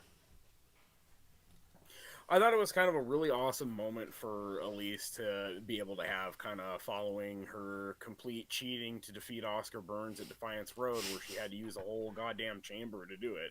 But I'm not bitter. No, I think it's exactly what you covered. Like, as respectfully as I can, it's a match between two of wrestling's most talented women, ironically in the biggest dick swinging contest ever, is what it felt like, and that's a compliment. Because they have, for stylistically as different as the characters are, their attitudes are very similar, so that was kind of fun to kind of play off. I was kind of with you, like the ending, I'm like, I wasn't sure at first, but kind of reading it back, I'm like, that's a great point to kind of. It makes sense. Yeah. they're not, they're the type, they're both too proud. They're both too stubborn to like And a, show and, each other that and a clean and a in their really way. and a really clean win would almost be a little too final, and their story's not done. And like that's like they're always going to be parallel, or Yeah. you know what I mean. Like they're always in each other's Yes. orbit. They're like it's gonna happen, and so I kind of like that they're kind of leaving something there to maybe go back to or not. Yeah,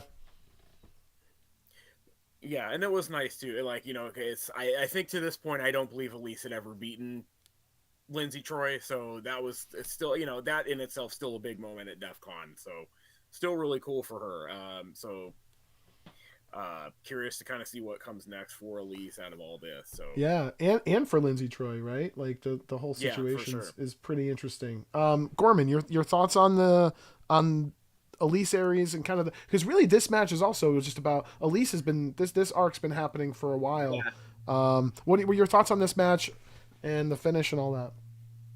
I think it speaks to both the characters that you kind of going into that match, like when you start reading it and like it does feel like the epic conclusion to something, but then you realize that's just because there's so much backstory and the characters themselves. So like you get like at the end, I read it too, and I was like, wait, what? And then I kind of thought about it. I was like, okay, that makes sense for the grabbing the middle rope and all the interaction at the end. But I loved how they laid out the backstory for Elise and Troy, like her trying to escape her shadow for all these years, and then the match itself was really sweet. There were some pretty cool spots, like the suplex into the crowd, into the chairs, and then Right. doing the selfie. Like, I mean, that's great great. shit. So Great I mean, visual, yeah. yeah, no, I think it more than for me, it might be my match of the night. I don't know. I think I got to think on it, but it was a really good match. Yeah, I'm curious to see where this goes, especially with Faye Victus now with Keys, and like how is Elise going to play into all this. I think there's a lot of legs left here for Yeah. this feud.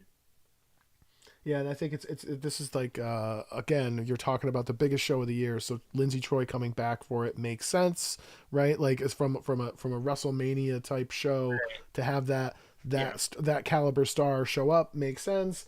Does the job ish, all respect. You gotta respect Yeah. that. Come on, ish. It's always ish with Lindsay Troy. Okay, she kind of did the job, but you gotta love it. Up next, it's the Unified Tag Team Championships. It's the Rain City Ronin challenging Mantra in the penultimate match of the night. And again, this is potentially my match of the night if this is in the running. Loved this match. Loved the pace of the match. How each character felt unique. Like they were able to kind of profile each of them really well. And then the finish. I did not expect a title change here. I say that with full disclosure, and I loved this title change. It made sense in Chicago, right? The second city Ronin. Awesome moment. Yeah. So obviously, you love to see a tag title change, and huge moment for the Silent Assassins. Thoughts on this feud or the match itself, Mr. Gorman? I thought this was an excellent tag match, and it read really quickly. I felt like, Yeah.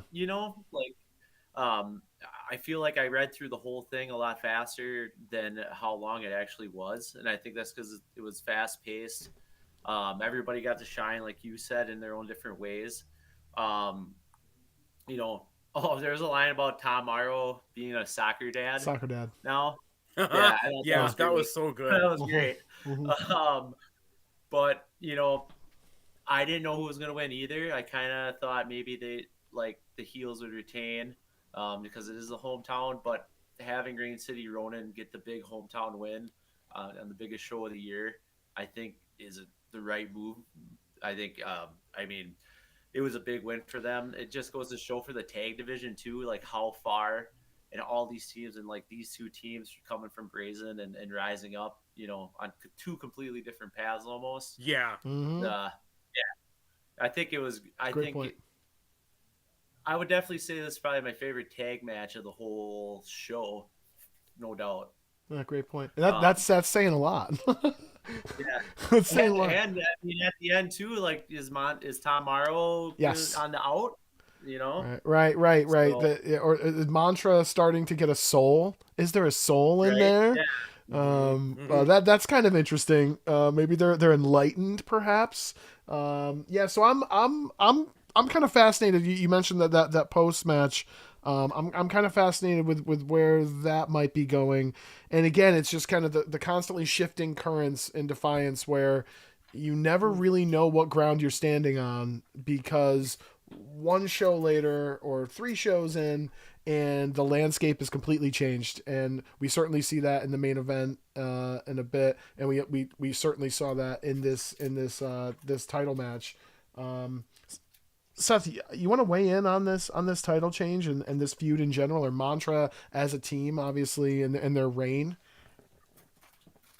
Yeah, oh, their reign was like so much fun. Like I love that. I don't remember if either Billy or Marcus touched on that, but I think if I remember right, I think I remember one of them talking about. I may have talked to one of them about this before, but I think that they were going to be like, like when they first started teaming, it was going to be like a makeshift thing that they would kind of spin off into a singles feud.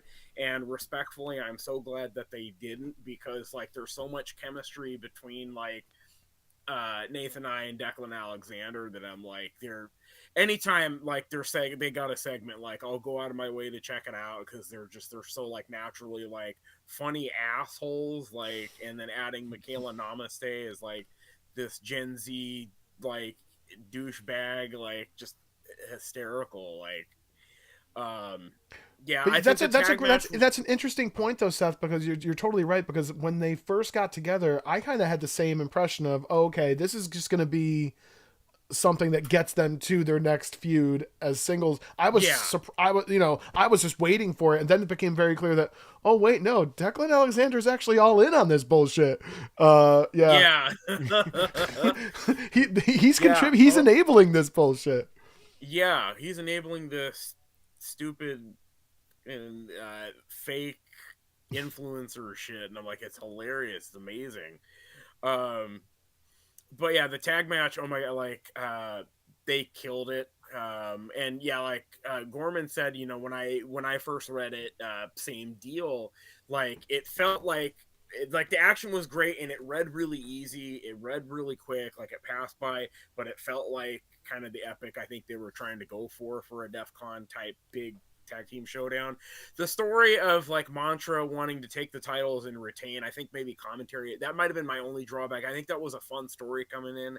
I don't remember commentary touching on it too much after like their introduction, but I loved Mantra's like their kind of basketball team entrance shit was really funny.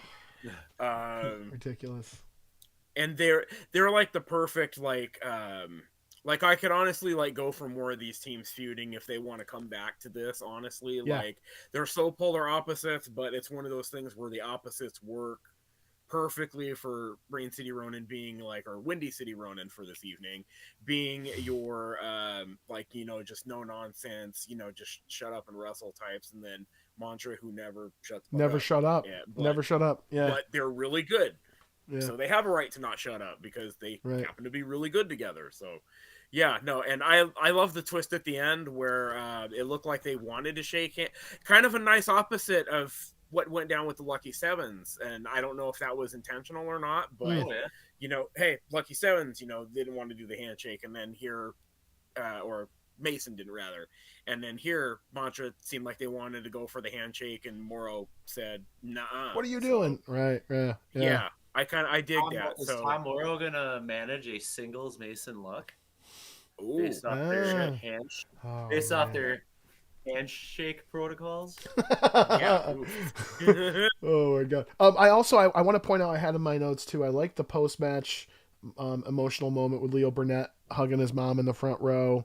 Which I think Yes, that yeah. was his mom or his sister. Might have been his sister. But I thought that was kind of a very quick, very subtle subtle moment, which I thought was cool and makes sense at a wrestling show in your hometown. Your family's gonna be there, so it's nice to see the hometown kid win.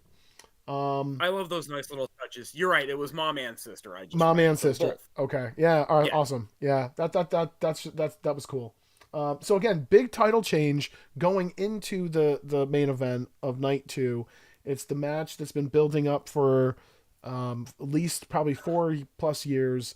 It's the Battle of the Brothers is what it was billed as. Malik fucking Fuse versus Connor Fuse. Can Oh man, just the storyline here, the build up. I love the introduction. Great video package, kind of explaining everything. It was just very simple, but well done. Again, the great match. A lot of good. I feel like there was just the underdog. There was the moment when Connor was fighting through the pain and the crowd kind of hyped him back up. I thought that was just very powerful. I did not expect Connor to win this match. I expected Malik. I just felt like we were just going to be in this nightmare forever with Malik. So Connor winning legit surprised me. And so that was cool until holy shit. So I don't want to get ahead. Let's talk about the match first. Then we'll get to the craziness post match because obviously that was a happening. We'll start with Gorman. Gorman, your thoughts on Malik Fuse Malik Fuse as Fist. Like just what a run that was. Your thoughts on Malik and your thoughts on this match. I thought it was a great match, and it did, like, for myself, because I've worked a lot with Ross and Roland with Connor, and Brock had interacted with them, and especially with Malik and everything they had, like, last year feuding together, and I felt invested. I was ready to see how this all was going to end. Oh, am I pausing? I'm gonna keep going. But I thought the entrances were super good for both of them. I love how Malik used a cover band for his entrance. that was a nice little touch. That was great.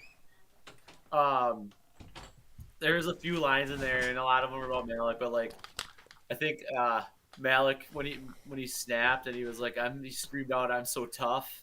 And then Lance was like, Malik Unchained. Just, I mean, it was a great match. Some cool moments like Connor taking the boot off in the beginning, the walking boot off in the beginning. There was so many like little, I guess, swerves and twists. Obviously we know how it ended. But at the end, and Malik was like, "I wasn't born yesterday. I was born in your mommy's tummy." It's just a fantastic, like, just, oh man. I love Ross for that. I love, like, he is so in tune with that character. Oh my god, it is crazy. Yeah. And yeah, I mean, I thought it was 50-50. Is like either we were going to continue with Malik and all, like, secretly love it, and or I mean, Connor having that big moment after all these years and really defying the odds. So when Connor won, I was super excited. I was like, yeah, that's a great win. It's a great way to end DEFCON for a character who's been around so long like his to finally get that moment. And then I'll pass it to Seth before we talk about the rest. Yeah, go ahead, Seth. Your thoughts on that? Yeah, oh god, born.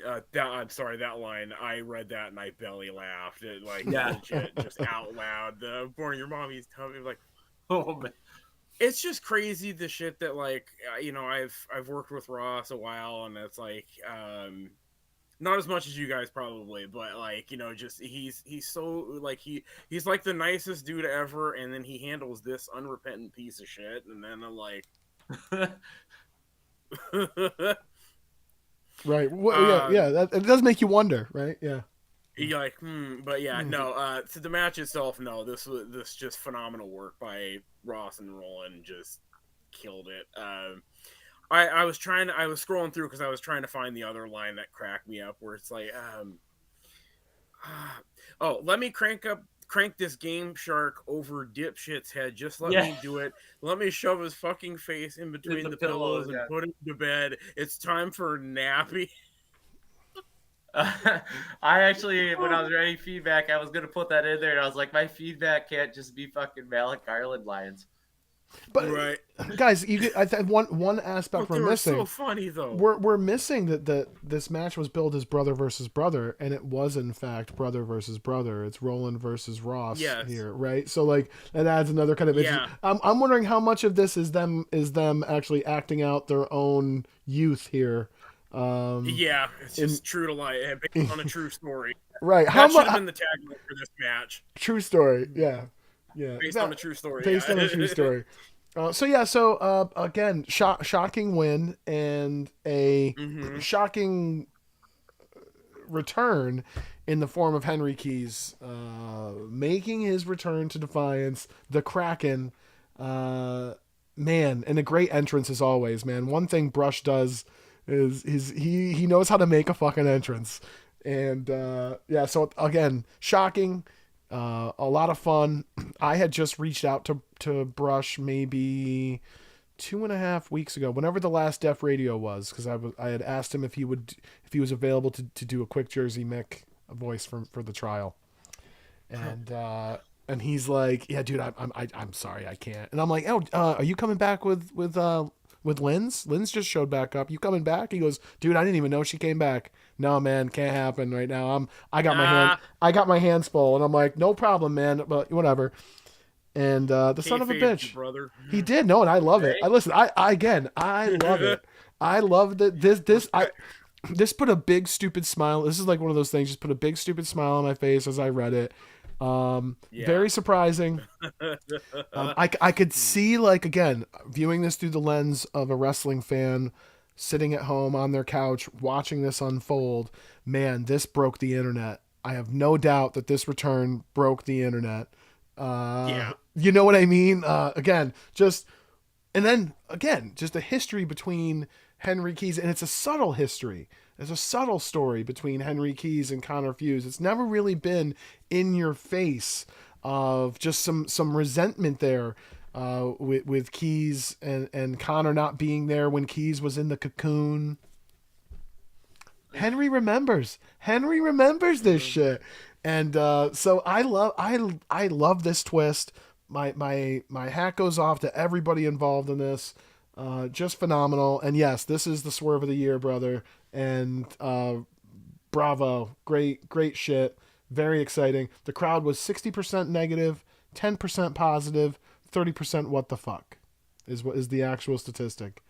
And that's not Steiner math. That's accurate. That's not Steiner math. That's and I think 30% of that what the fuck is an excited what the fuck, right? Yeah. So they could go in any direction with this. Thoughts? The numbers. Sorry, I was just gonna say the number spelled disaster for Connor Hughes. So at DEFCON, well done, sir. The numbers spelled disaster. That's it. Gorman, your thoughts on this angle, man? And fucking Henry Keys, man. Fucking Henry Keys. Yeah, I had no idea because like I was trying to I read night 1, and then it took me like a week to get to night 2. Just so right, busy, yeah, so I didn't want to be like. So I found out like a couple days ago, I think. Wow. That happened, and it was funny because he showed up in the champ chat and like just typed something, and I looked at it and I was like, oh, they must have forgot to kick him out or something. You know, it's like, right. Oh, that's been known to happen. Yeah. Yeah, no, it's awesome. I'm so happy to have Rush back. Yes. You know, I worked with them. Yes. We did 100%. An arc like a year ago when Brock came back at DEFCON, and it was against Faye Victus, and I thought, that was my first time like doing stuff with them. I thought these awesome guys, so it's great to have them back, and like what a way to come back. I don't know if I've ever read something like that. You know, that's like something you like. That's like something you like dream of, like when you're watching WrestleMania. You're like, God, I just like back in the day, I'd be like, I wish Shawn Michaels would just come back and win the belt. Unannounced. Yeah, this here is he awesome. comes. I think. Yeah. Yeah, it's like, where do we go from here? You know. which is a lot of for a lot of things. But I mean, this It's a does big like one. changes the landscape of everything. Yeah, that's a big one. This is probably already locked up moment of the year for the Defiance Year End Awards 2025. I would wager. So I mean, that's going to be a hard one to top. back to the drawing board. Back to the drawing board. I Yeah. gotta, now what do I gotta do? Just watch for 2026, people. Yeah. Yeah, right. Yeah, you're right. I probably should just tank the rest of the season and retool, rebuild for 2026. Right. Shit. Oh, Great. yeah. Just so, I knew Brush was coming would've been back. genius. I didn't know exactly how. So Okay. Well, afterwards, after he came back, he's like, "Yeah, I was originally gonna come back in May, and then Roland cooked up this fucking idea. God bless him. God bless him. But Crazy. yeah, this is Nuts. Connor technically has held the fist, so I mean, good Shortly, for him. very briefly. Yeah. 4 minutes, 3 minutes. I mean, Jesus Christ, amazing. Well, I mean, that's clearly going to be the moment of the night. It's the moment of the pay-per-view for me. Is Henry Keys walking through that curtain, Helen in full resplendence, like all those things are just. I hold close. Capturing the fist is just icing on the cake. I think, and again, him just walking out after Connor winning the belt would have been a wow moment, right? But coming back and winning is just so stupid. It's fucking nuts, and I am here for it. Any last thoughts on night 2, gentlemen, or what your match of the night would be? Moment of the night, Seth. Either one, pick one. What do you love about night 2? yeah, so I'll give it both. I think night 2, I think both nights, but especially night 2, I think we probably touched on it a little bit, like did a great job of like, we have this type of match, then this type of match, and this type of match. Like there was a good variety. Nothing, I don't feel like on either night, like nothing felt repetitive in any way or was too close to like, sometimes, because handlers don't know what the other handlers are doing, there may be a chance that things repeat themselves. There wasn't really any of that going on. I felt like, moment of the night, Henry Keys, come on now. The open contract, that was genius. So whoever came up with Great that, point. like A++ gold stars, like all the 5 stars there, 10 stars in the Tokyo Dome. That's how good it was. Like that shit ruled. Match of the night, I think it's going to be a tie for me. So deal with it. The fist match, Malik, Connor, phenomenal work, and then I think Mantra and Windy City Ronin for this one night, both just fucking killed it in different ways. Just awesome work by all those handlers involved. So, I legit think like anybody who did anything on either of these shows should be proud of what they've done. I think I would agree. Probably 2 of the strongest shows we've done. I agree. Before I ask you the same question, Gorman, I'll ask you, Seth. Where does Malik Garland go from here? No one's asked about Malik. Has anybody checked on Malik? It's like no one cares. It's not right.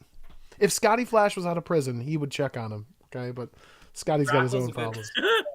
If Brock was a good stepdad, he'd talk to him, but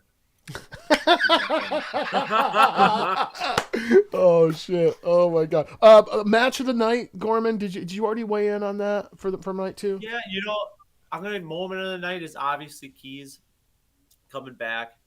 I'm gonna say my match of the night is I'm gonna say Aries and Troy and the tag title match because I feel like Keys Aries, I Troy. feel like that whole fist thing has an opportunity to overshadow a lot of things, but I mean Aries and Troy that could be a main event on any pay-per-view. And I think it's interesting that none of us can settle on either night and just pick one match. I don't know if it's ever been this hard for me. And so again, goes back to what we talked about earlier in that, we fucking brought it on this one, boys and girls. This is definitely, I think, the best card I've ever read in like how long I've been doing this shit. So I mean, it was great. Yeah, for sure. Too It long. felt epic. Too long. Yeah, it did. It did feel epic. All right, Jeb. What are you? I'll ask you this, Gorman. What are you most excited about, or what storyline or characters specifically are you most interested in seeing going forward the next 3-month arc? I'm interested. I mean, obviously the Gunnar Van Patten movie I think is gonna really. Yes. Oh yeah. Seth. Seth, did you hear? Seth, it's Brock Newblood is Oh, born God. over the GVP Born story. over. An unauthorized Oh, biography man. on wrestling's baddest ass. This will be premiering live on Def Radio on May 24th, on the red carpet in Hollywood. We can't wait for that. It is unauthorized, and that guy's probably gonna sue Gorman at some point. Oh man, I Probably. yeah, if he's still alive, probably. Right. Oh my god. But character-wise, seriously, I would say T.A. Black. I'm interested to see, because, like I said, I think he could stick with that character for a long time, and I think there's a lot of legs left in it. Or if he becomes resin again, I think everybody's gonna be happy either way. Right. Seth, how about you? What storyline or characters are you most interested in their next step? So there is a couple. Obviously, we got to talk about the big one. Who steps up to Henry Keys now that he kind of, he wormed his way into the fist. Now he's got it. Who steps up first? Connor, it could have a grievance, has a right to a rematch. Sure. But you're right. I am actually curious. So, you said nobody asked about Malik, but I am wondering where does, after this year of hell, where does Malik go from here? And there's a million different ways that I think he could go. And I'm like, wouldn't it be amazing if Malik suddenly, through this loss, through this great catastrophe, gains the sympathy of the faithful and becomes one of the greatest baby faces in wrestling history? That's kind of where I would go with it. If I could find a way to turn Malik into a baby face, this is your chance. This is the moment. This is it. It could happen. I think there's got to be a downward spiral, couple arcs maybe. You Correct. gotta get to the bottom. Correct. Yeah, That's true. Super Yes. That's true. Malik. That's true. Right. Oh my god. Oh man. I think for me, the storyline I'm most interested in is there's this. And this is not a cop out. It's a lot of different storylines. And what I mean by that is, I mentioned earlier, there's this whole layer of characters that you could argue have arrived. So to Seth's point, who is it that steps up and steps into that main event? Uriel Cortez is there if he wants to be, and why wouldn't he? You've got Bronson Box, you've got Dan Ryan, right? Holy shit. Connor Fuse has been to the promised land. Lindsay Troy is back. Elise Aries just beat Lindsay Troy ish, because it's Lindsay Troy. God bless her. So there's all these characters that are on the periphery, and how do you juggle that, and what's it look like? Scott Douglas. Scott Douglas is my other character. What the fuck's going on with Scott Douglas? And is he going to be spooky Scott Douglas? Justin's going to be so upset. Creepy Justin will be so upset if spooky Scott Douglas becomes a thing and he's not here to drive Brian crazy about it. Well, then we have, we got Corvo and MV2, and that whole I'm excited. Where the hell are you gonna go with that? Yeah, where's that gonna go? I have no idea. It's exciting. It's going to be good. I'm excited about it. All right, gentlemen, we've touched them all. Thank you both, and thank you, Joe, who tuned in earlier. Thanks for being a part of this foolishness. Great job again, everybody who had a part in putting these two events together. Kudos. What an awesome community. And it's a lot of fun, and I'm excited about the next steps of pretty much everybody's story. So onward and upward, gentlemen. For Gorman, for Seth, it's me, and it's time to go. Oh, one last thing. I don't know if anybody checked. Did anybody click on the song that was the song for DEFCON at the top of each show, each day? So I actually clicked on it because I hadn't heard it before. And I don't know if you guys might have to hear it. But it's not. It's a good. I had never heard of this song before. I'm not up on modern music. Maybe it's not even modern. But it's got a good little groove. Oh, that is. I have for Yeah, I was curious who came up with that. I thought it was interesting. It was a good choice for the event. Anyhow, I will leave the listeners at home with that. Thanks for tuning in, everybody. Gentlemen, thank you for doing this, and have a good night. Bye, guys. Thank you, guys. Appreciate you. You too.